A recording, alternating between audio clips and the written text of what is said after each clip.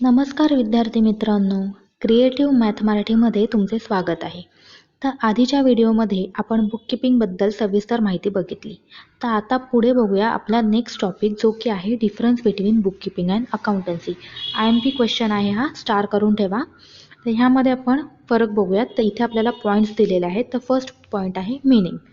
मीनिंगमध्ये काय दिले बघूयात. बुककीपिंगमध्ये it is concern with recording and classifying the business transactions. तर बुककीपिंग म्हणजे काय, जे काही बिझनेस ट्रान्झॅक्शन्स असतात त्याचं रेकॉर्डिंग आणि क्लासिफाईंग करून ठेवणे म्हणजे बुककीपिंग.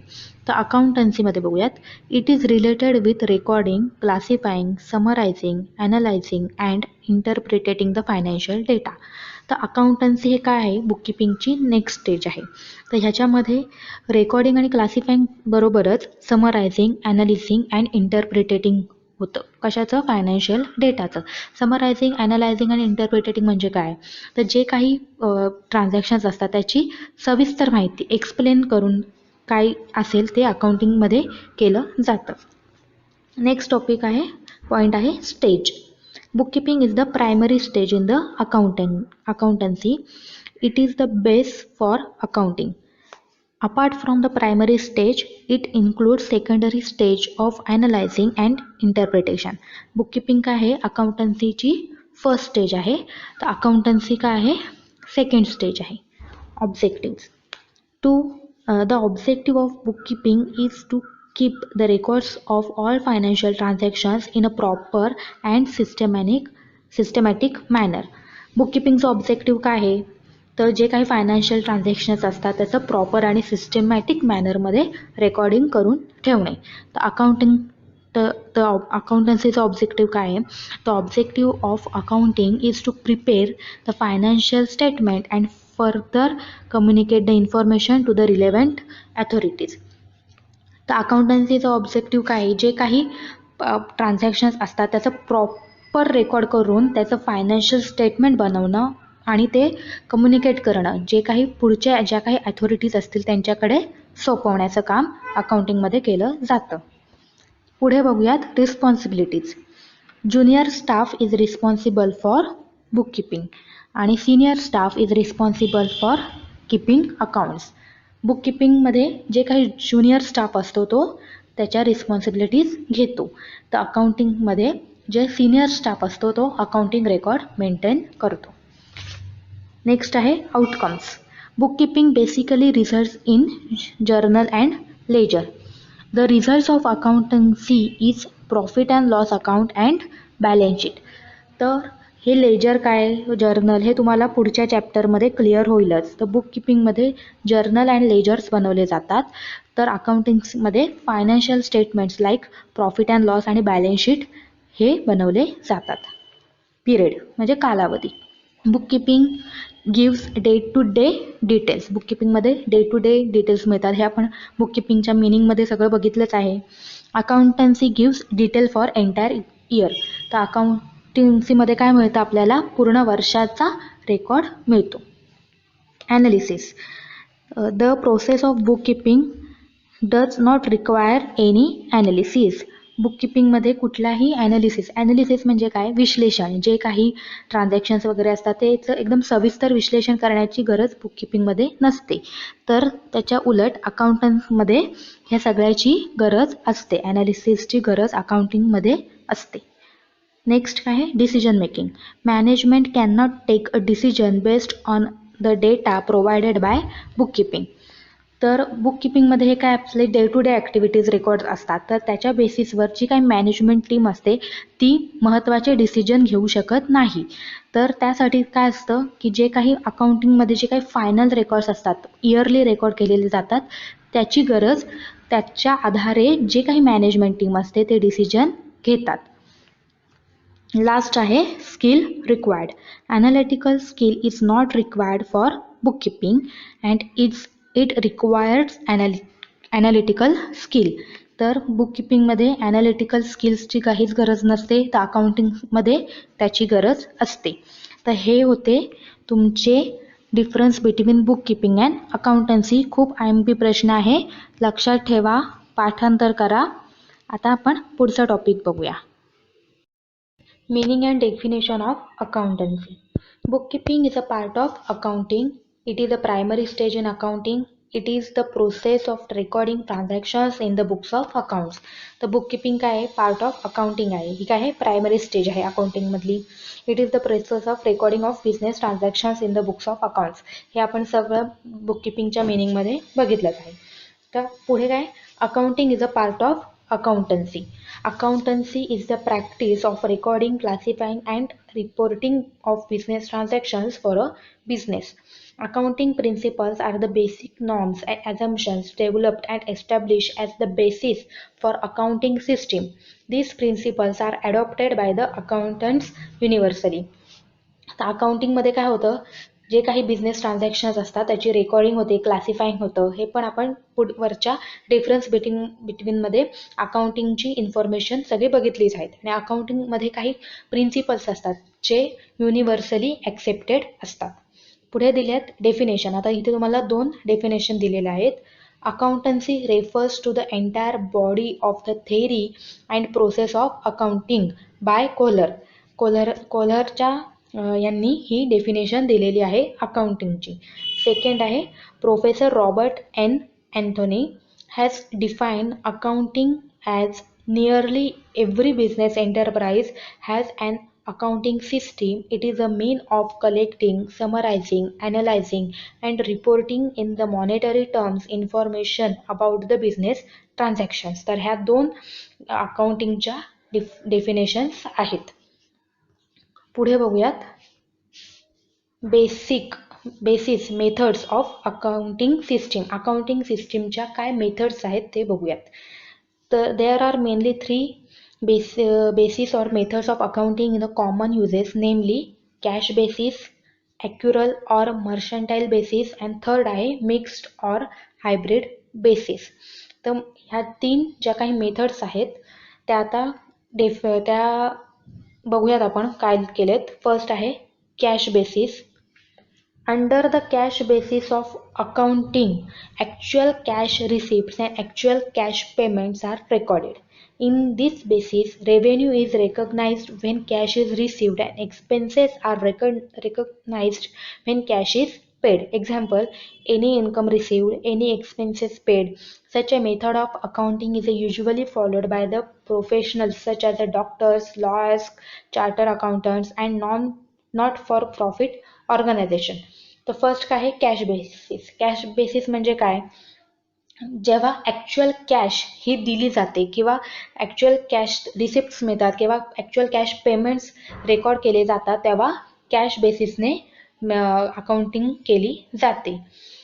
फॉर एक्झाम्पल काय आहेत डॉक्टर्स, लॉयर्स, चार्टर्ड अकाउंट्स हे जे काही आहेत ते कॅश बेसिसवर करतात. म्हणजे काय, समजा आपण दुकानात गेलो आणि 50 रुपयाची साखर घेतली तर आपण तेव्हा साखर घेतो, दुकानदाराला 50 रुपये देतो. तो काय होतं ट्रान्झॅक्शन क्लिअर होतं. तेव्हा काय होतं कॅश बेसिसनी ट्रान्झॅक्शन्स केलं जातं म्हणजे कॅश बेसिस. सेकंड आहे accrual or mercantile basis. Under accrual basis of accounting, the revenue, whether received or not, but has been entered or accrued during the accounting period, and expenses are incurred, whether paid or not, are recorded. In other words, revenue is recognized when it is earned or accrued, and expenses are recognized when these are inaccurate. Example, any income earned, whether received or not, any expenses incurred, whether paid or not. ॲक्युअर म्हणजे काय, समजा आता परत आपण एक्सप्लेनेशननी बघूयात. समजा तुम्ही दुकानात गेलात, तुम्ही साखर घेतलीत पण तुम्ही पैसे घ्यायचे विसरलात, पैसे तुम्ही नेलेच नाहीत, तर तुम्ही दुकानदाराला काय सांगता, मी आता साखर घेऊन जातो, थोड्या वेळाने तुला पैसे आणून देतो. तर आपण काय ठेवतो, फॉर एक्झाम्पल काय, इन सिम्पल वर्ड्स उधारी, आपण उधार ठेवतो 50 रुपये. पण दुकानदाराला काय हे लक्षात ठेवायचं आहे की आपण त्याला साखर दिली, आपल्याला त्याच्याकडून पैसे घ्यायचेत, म्हणजे हे दुकानदार लिहून ठेवतो, रेकॉर्डेड करून ठेवतो की पैसे येणे आहेत, पैसे अजून आले नाहीयेत पण पैसे येणार आहेत. याला काय म्हणतात ॲक्युरल ऑर मर्चंटाईल बेसिस. थर्ड आहे हायब्रिड ऑर मिक्स बेसिस. ह्यामध्ये काय दिले, it is a combination of cash basis and accrual basis of accounting. Under the mixed basis of accounting, both cash basis and accrual basis are followed. Revenue and assets are generally recorded on cash basis, whether expenses are generally taken on an accrual basis. The laws in India prohibits the use of this method. Mix और hybrid बेसिसमध्ये काय होतं, जे काही ॲक्रुअल आणि cash basis या दोन्ही प्रकारे recording केली जाते. पण भारतामध्ये हे अकाउंटिंग मान्य नाहीये. अजूनपर्यंत भारतामध्ये हायब्रिड और मिक्स बेसिसवर अकाउंटिंग केली जात नाही. त्यामुळे याचा अभ्यास पण तुम्हाला करायला मिळणारच नाही. पुढे बघूयात qualitative characteristics of accounting information. इथे तुम्हाला 4 कॅरेक्टरिस्टिक्स दिलेल्या आहेत अकाउंटिंग इन्फॉर्मेशनच्या. पहिली आहे reliability of accounting information, second आहे relevance of accounting information, third आहे understandability of accounting information and fourth आहे कम्पॅरेबिलिटी ऑफ अकाउंटिंग इन्फॉर्मेशन. त्याची डिटेल इन्फॉर्मेशन बघूयात आपण आता. पहिलं reliability of accounting information. Reliability is described as one of the two primary qualities, relevance and reliability, that makes accounting information useful for decision making. Reliable information is required to form judgments about the earning potential and financial position of the business firm. Reliability differs from item to item. Some items of information presented in an annual report may be more reliable than others. For example, information regarding plant and machinery may be less reliable than certain information about current assets because of difference in uncertainty of realization. तर रिलायबिलिटीमध्ये relevance आणि reliability ह्या दोन्ही qualities येतात. Reliability म्हणजे काय, तुम्ही जी काही information लिहिता ती खरी पाहिजे, ज्याच्यामुळे जी काही मॅनेजमेंट टीम आहे त्याच्यावर त्यांना प्रॉपर डिसिजन मेकिंग करता येते. फॉर एक्झाम्पल, समजा तुम्ही फिरायला कुठे गेलात आणि तुम्ही मोठ्या गाडीतून, समजा आपण कोणतरी एक्स व्यक्ती मर्सिडीज गाडीमधून फिरायला गेली, रस्त्यामध्ये गेल्यावर भूक लागली, समजा त्यांनी एक शेवपुरी घेतली, पण पैसे द्यायला पैसे त्यांनी आणलेच नाहीत. त्यामुळे ते काय होईल, जो शेवपुरीवाला आहे त्याला समजा पैसे नाही भेटले तर तो तुमची गाडी बघून तुम्हाला ते माफ तर नाही करणार ना, हे त्याच्यासाठी रिलायबल नसणार. तर म्हणजे काय, जे काही अकाउंटिंग इन्फॉर्मेशनमध्ये जे काही इन्फॉर्मेशन रेकॉर्ड केली जाते ती कशी पाहिजे, रिलायबल पाहिजे. सेकंड आहे relevance of the accounting information. Relevant accounting information must be capable of making a difference in a decision by helping users to form predictions about the outcomes of a past, present, and future events, or to confirm or correct expectations. The accounting information related by the books of accounts and financial reports must be relevant. Accounting information should not include unnecessary and irrelevant information. All the information is said to be relevant which would have changed the outcomes of the business if disclosed. That is, all useful and related information must find a place in the books of accounts, and the information must have timelessness, dedicative and feedback value. तर म्हणजे काय, the अकाउंटिंगमध्ये जे काही transactions record केले जातात त्याचा जास्तीत जास्त फायदे कसे पाहिजेत, रिलेव्हन्स पाहिजेत, की ज्याच्यामुळे मॅनेजमेंट टीमला डिसिजन घेण्यासाठी मदत होते. जे अकाउंटिंगमध्ये जे काही पास्टचे, प्रेझेंटचे आणि फ्युचरचे जे काही इन्कम असेल किंवा प्रॉफिट असेल, लॉस असेल, जे काही आपले ॲझम्पशन्स असतात ते करेक्ट असायला पाहिजेत. रिलेव्हन्स म्हणजे काय, जे काही आहे ते खरंच्या खरं असायला पाहिजे, ज्याच्या आधाराने management team proper decision making घेऊ शकते. आणि ह्याचाच फायदा जे काही फीडबॅक असतो तो सुद्धा आपल्याला प्रॉपर फीडबॅक मिळतो. हे डेडिकेटिव्ह असतं, ह्याच्यामुळे आपला जे काही व्यवसायात असतो जो काही टाईम असतो तो वाचतो. कोणाचा, मॅनेजमेंट टीमचा, डिसिजन घ्यायच्या वेळेला. थर्ड आहे understandability of the accounting information. Understandability is the quality of information that enables users to perceive its significance. The benefit of information may be increased by making it more understandable and hence useful to a wider circle of users. Thus, understandable financial accounting information presents data that can be understood by users of the information, and it expressed in a form and with terminology adapted to the user's range of understanding. तर अंडरस्टॅबिलिटी म्हणजे काय, तर अकाउंटिंगमध्ये फक्त जे काय तुमची information असते ती फक्त रिलेबल आणि रिलेव्हन्स असून चालणार नाही. तर ती कशी पाहिजे, अंडरस्टँडेबल पाहिजे. म्हणजे जो कोणी जे काही इन्फॉर्मेशन कधी पण बघेल तर त्याला ती लगेच समजायला हवी. बघितल्या त्याला समजायला, त्याला असं समजायला वाटायला नको की हे काय केलं आहे, कधीचं आहे. त्यामुळे हे कसं पाहिजे, एकदम प्रॉपर पाहिजे, डे टू डे पाहिजे. मागच्या वर्षीचं मागच्या वर्षात, ह्या वर्षीचं ह्या वर्षात, असं प्रॉपर इन्फॉर्मेशन पाहिजे. एखादी मागच्या वर्षीची एंट्री ह्या वर्षात करून चालणार नाही किंवा ह्या वर्षाची पुढच्या वर्षात करून चालणार नाही. असं प्रॉपर मॅनेजमेंट, प्रॉपर जे काही रेकॉर्डिंग असेल असं पाहिजे की जे कोणालाही बघितल्या समजायला. शेवटचं बघूयात, comparability of the accounting information. In making decisions, the decisions makers will make comparison among alternatives which is facilitated by financial information. Compatibility implies to have like things reported in a similar fashion and unlike things reported differently. Information, if comparable, will assist the decision maker to determine the relative financial strengths and weaknesses and prospects for the future between two or more firms or between periods in a single firm. तर कंपॅरेबिलिटी म्हणजे काय, तर जे काही मागच्या वर्षाचे recording असतील, जे काही प्रॉफिट और लॉस असेल आणि ह्या वर्षाचा असेल ते कंपेअर करतो. कोण, लोकांनी, बिझनेसमॅन असतो किंवा मॅनेजमेंट टीम असते ते. त्यानुसार आपल्याला प्रॉफिट होतोय की लॉस होतोय ह्यानुसार फ्युचरमध्ये कुठला डिसिजन घ्यायला पाहिजे ह्याच्यावर प्रॉपर विचार करून डिसिजन घेतला जातो. तसेच मार्केटमध्ये अनेक बिझनेसमॅन असतात, त्याच्यानुसार त्यानुसार दुसऱ्या बिझनेसमॅनला आपल्यापेक्षा जास्त प्रॉफिट होत असेल तर तो का होतोय, आपल्याला कमी होतोय तर का होतोय, त्याच्यापेक्षा आपल्याला जास्त प्रॉफिट कसा झाला पाहिजे याबद्दल जे काही प्लॅनिंग केली जाते आणि जे काही डिसिजन घेतले जातात त्यासाठी जी काही प्रॉपर अकाउंटिंग केली जाते त्याचा फायदा होतो बिझनेसमॅनला. त्याच्यासाठी कंपॅरेबिलिटी केली जाते की ज्याच्यामुळे आपल्याला काय करायला पाहिजे काय नाही करायला पाहिजे याचं कंपॅरिझन करता येतं.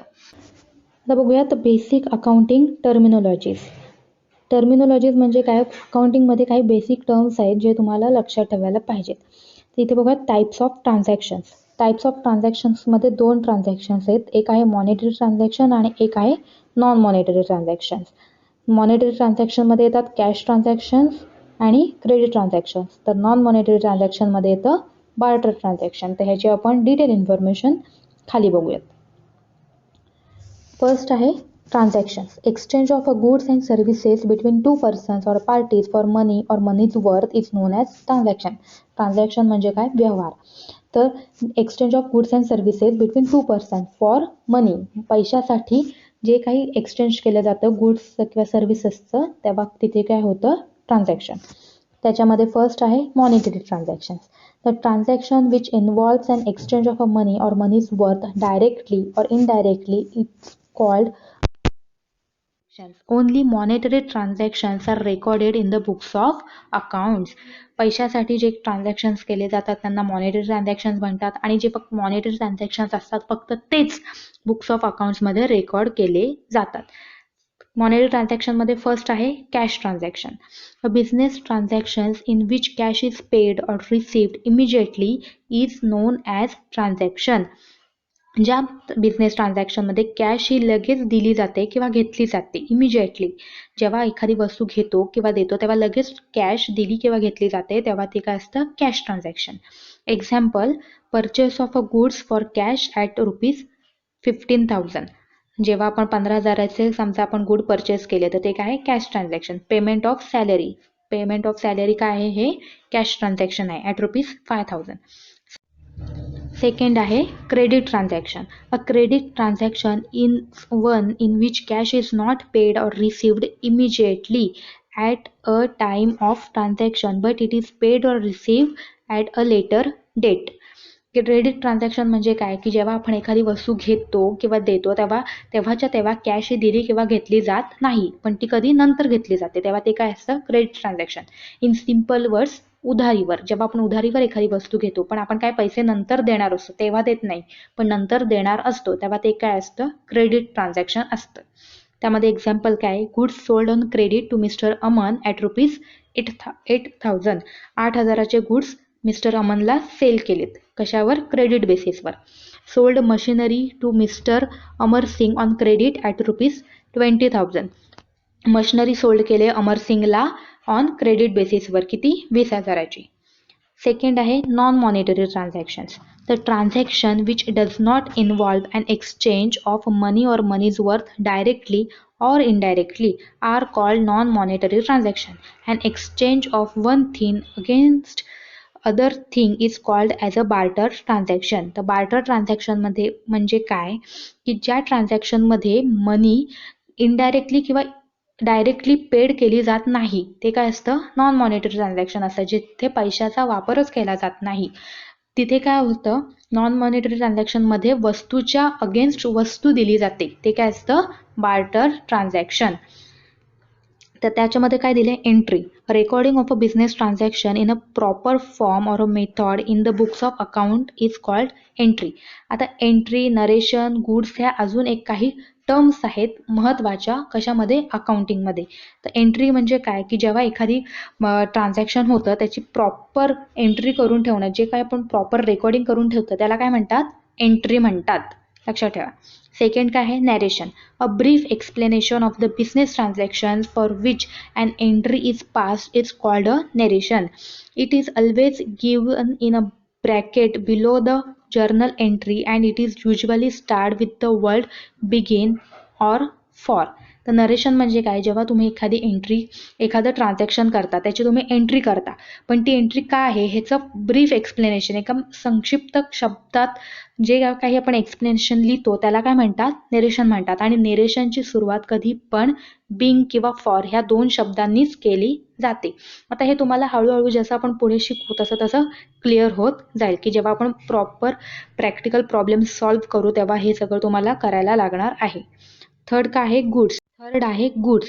The term goods refers to merchandise commodities articles और things in which a trader trades. These are purchased or manufactured for a purpose of a sale and to earn profit. तर गुड म्हणजे काय की जे काही commodities असतात articles असतात ज्या काही वस्तू असतात त्यांना काय म्हणतात गुड्स म्हणतात. तर हा शब्द गुड्स म्हणजे हा शब्द तुम्हाला अकाउंटिंगमध्ये प्रत्येक वाक्यामध्ये येणारच आहे. आणि जे काही गुड्स असतात ते काय मॅन्युफॅक्चर केलं जातं for a purpose of sale करण्यासाठी जे काही प्रोडक्ट निर्माण केलं जातं त्याला गुड्स म्हणतात. For example medicines are goods for the केमिस्टसाठी जो कोणी केमिस्ट असतो त्याच्यासाठी जी काही औषधे असतात ते काय आहे गुड्स आहे. Vegetables are goods for a vegetable vendor. Vegetable भाजी विक्रेत्यासाठी जो काही भाजीपाला आहे तो त्याच्यासाठी काय आहे गुड्स आहे.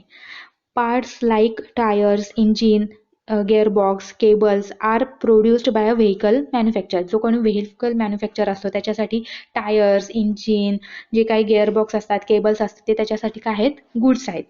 Like Bajaj auto hero Motors जे काही व्हेकल मॅन्युफॅक्चर्स आहेत लाईक बजाज वगैरे त्यांच्यासाठी हे शब्द काय आहेत गुड्स आहेत. तर इथपर्यंत आपण सगळं बघितलेलं आहे. तर हे तुम्ही परत एकदा पाठ्यपुस्तकातून तुमच्या रीड करा आणि एकदा वाचून काढा म्हणजे तुम्हाला सगळे कन्सेप्ट क्लिअर होईल. तर इथपर्यंत आपण बघितलं आहे तर पुढचा भाग आपण पुढच्या व्हिडिओमध्ये बघूयात. थँक्यू. चॅनलला सबस्क्राईब केलेलं नसेल तर सबस्क्राईब करा.